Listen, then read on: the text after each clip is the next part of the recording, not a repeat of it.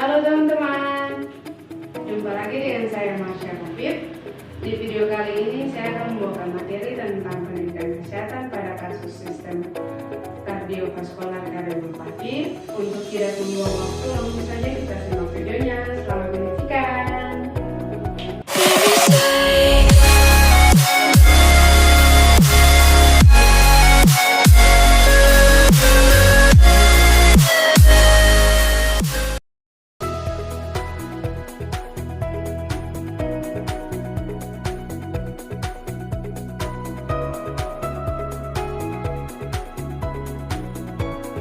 Berdasarkan kasus di awal yang dapat harus diperhatikan, yaitu yang pertama, identifikasi masalah keperawatan yang mungkin muncul, antara lain risiko ketidakefektifan penanganan di rumah. Misalnya, pasien yang sudah pulang akan mendapatkan beberapa obat tertentu dan dengan dosis yang sudah diindikasikan. Selain itu, kemungkinan adanya ketidakefektifan perawat saat di rumah, terutama diet, ketatan dalam minum obat, dan aktivitas yang berlebihan. Yang berikut, kekambuhan saat di rumah. Misalnya, wajana cuaca yang dingin sering menimbulkan kekambuhan pasien dengan penyakit jantung berupa angin psoariasis atau nyeri dada. Ini merupakan masalah yang utama pada pasien dengan mencari penolongan untuk menyembuhkan dari angin psoariasis.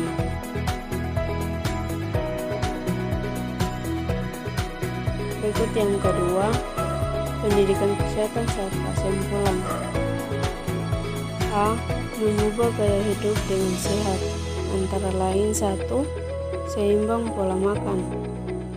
Makan makanan rendah garam, rendah lemak, konsumsi buah-buahan, batasi asupan natrium untuk 2-3 g sehari, beradaptasi diet dengan memeriksa label nutrisi untuk memeriksa kandungan natrium, menghindari makanan kaleng atau olahan, makan makanan segar atau beku, berkonsultasi rencana diet, menghindari penggunaan garam, dan meminum beralkohol.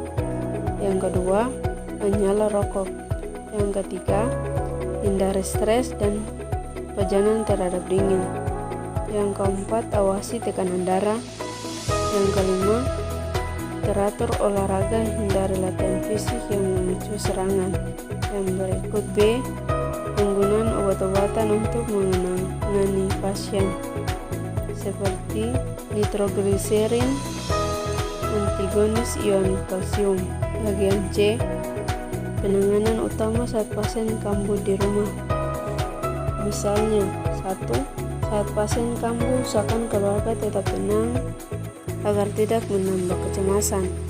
Yang kedua, keluarga dapat membantu menghindari angin pemicu atau dingin. Keluarga dapat memberikan bantuan untuk menangani. Yang ketiga, bantu pemberian obat-obatan untuk pasien. Yang keempat, jika pasien masih sesak, nyeri, cemas, bahkan bertambah parah, segera bawa ke rumah sakit terdekat untuk mendapat pertolongan. Yang berikut D, lakukan modifikasi lingkungan, mencegah cedera ketika pasien dalam keadaan sendiri dan mengalami kekambuhan. Faktor risiko penyebab stres. Bagian E, mengedukasikan hubungan seksual yang aman. Kaji dulu apakah pasien masih aktif berhubungan seksual, apakah masih punya istri atau suami. F, beraktivitas. Beraktivitas antara lain 1. Latihan berjalan dengan kegiatan lainnya secara bertahap, asalkan tidak menyebabkan kelelahan yang tidak biasanya atau dyspnea. Yang kedua, menghemat energi dengan menyeimbangkan aktivitas dengan waktu istirahat. Yang ketiga, hindari aktivitas pada titik ekstrim panas dan dingin yang meningkatkan kerja jantung. Yang berikut bagian G, waspada untuk gejala yang mungkin mengindikasikan penyakit jantung berulang, yaitu antara lain: 1. Ingat gejala yang dialami ketika sakit dimulai. Yang kedua, laporkan segera ke dokter atau klinik hal-hal berikut: peningkatan berat badan dalam 1 hari. Yang kedua, kehilangan nafsu makan. Yang ketiga, sesak napas tidak bisa dengan aktivitas. Yang kelima, mengembangkan pergelangan kaki atau perut. Yang keenam, batuk terus-menerus. Yang ketujuh, gelisah saat tidur. Peningkatan jumlah bantal yang diperlukan untuk tidur. Yang berikut yang ketiga, SAP untuk pendidikan kesehatan pada klien, seperti yang terlampir.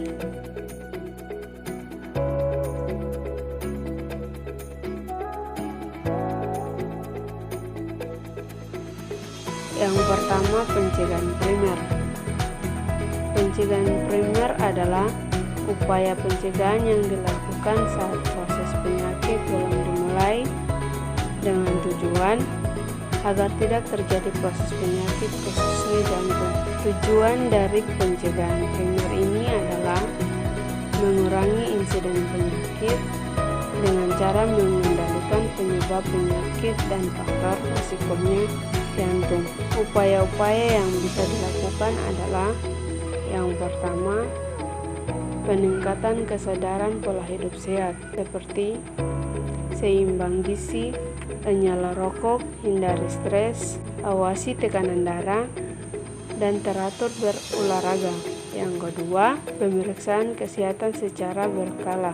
Karena itu, pemeriksaan kesehatan dalam rangka pencegahan primer perlu dilakukan terutama pada: yang pertama, orang tua sehat atau tanpa keluhan di atas usia 40 tahun. Yang kedua, anak dari orang tua dengan riwayat hipertensi, diabetes, familiar dyslipidemia, meninggal mendadak pada usia kurang dari 50 tahun.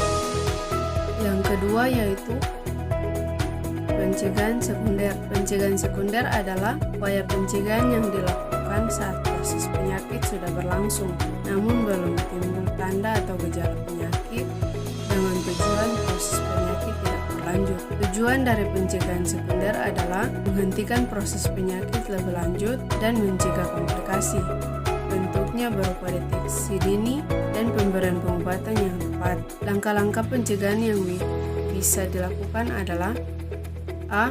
Pemeriksaan fisik yang lebih teliti untuk mengetahui kemampuan jantung dalam melaksanakan tugasnya. B. Mengendalikan faktor risiko yang menjadi dasar penyakit, contohnya berhenti merokok. C. Pemeriksaan treadmill test untuk menentukan beban atau aktivitas fisik sehari-hari. D. Pemeriksaan laboratorium secara rutin. E. Pemeriksaan ekokardiografi atau EKG untuk melihat beberapa berat otot jantung yang telah mati. F. Dilakukan pemeriksaan angiografi koroner untuk melihat pembuluh darah koroner mana yang tersumbat, seberapa berat sumbatannya. G. Ikut klub jantung sehat. A. Terapi penyakit lebih lanjut.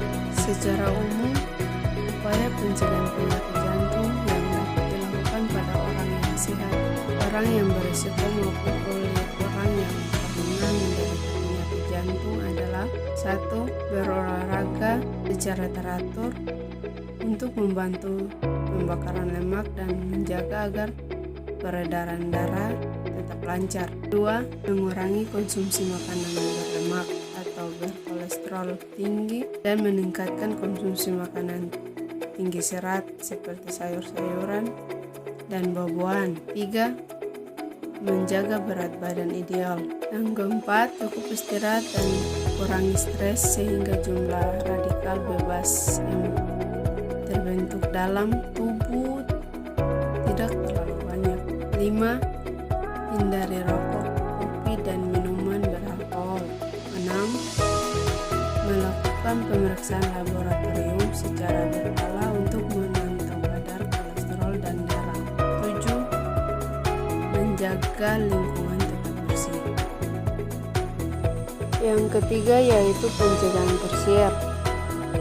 Pencegahan tersier yaitu upaya pencegahan yang terjadi komplikasi yang lebih berat atau kematian. Pencegahan dalam tindakan ini bisa berupa rehabilitasi jantung. Program rehabilitasi jantung terutama ditunjukkan kepada penderita penyakit jantung karena mendapatkan serangan jantung atau pasca operasi jantung. Kecemasan dan kekhawatiran sering timbul pada penderita penyakit jantung, apalagi setelah serangan jantung mendadak. Hidup dilewati dengan rasa ketakutan karena segala sesuatu harus dikontrol dan dibatasi. Sekian dari materi yang saya bawakan. Jika ada yang kurang, silakan tulis di kolom komentar. Dan jangan lupa like and subscribe. Sampai jumpa di video selanjutnya.